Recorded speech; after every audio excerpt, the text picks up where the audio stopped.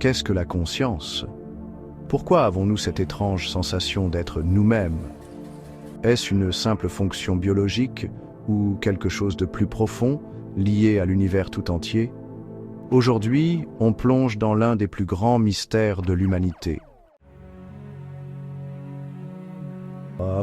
La conscience, c'est cette capacité à ressentir, penser et être conscient de soi et du monde qui nous entoure.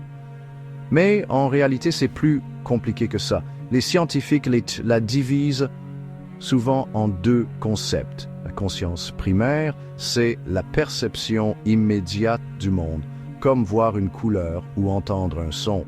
La conscience de soi, c'est le fait de savoir que vous existez et d'avoir une réflexion sur vous-même. Par exemple, quand vous vous dites « je pense, donc je suis ».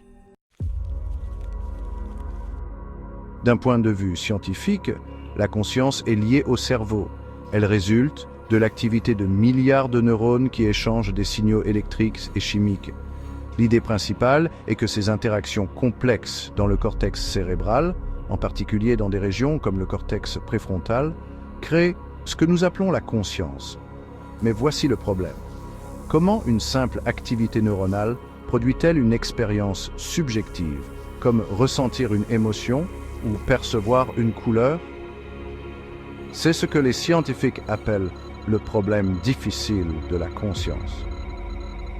Autrement dit, on sait que le cerveau est lié à la conscience, mais on ne sait pas pourquoi et comment cela génère une expérience aussi profonde et personnelle. Et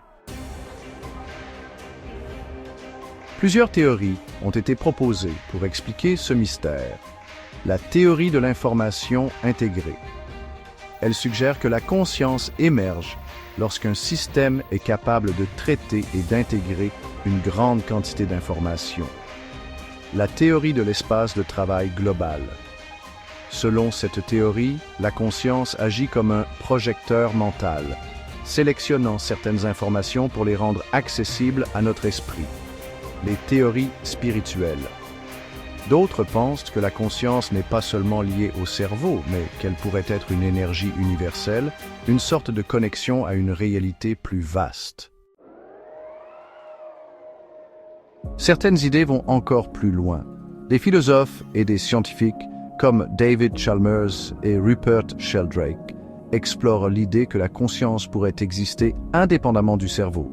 Cette idée rejoint des croyances anciennes, comme celle des traditions orientales, qui voient la conscience comme une partie intégrante de l'univers, une sorte d'énergie cosmique qui transcende la matière.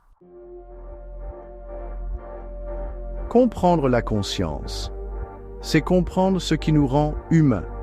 C'est aussi ouvrir la porte à des questions plus grandes. Qui sommes-nous vraiment? Y a-t-il une vie après la mort? Sommes-nous connectés à quelque chose de plus grand? Tant que ce mystère n'est pas résolu, la conscience reste l'une des dernières frontières de la science et de la philosophie.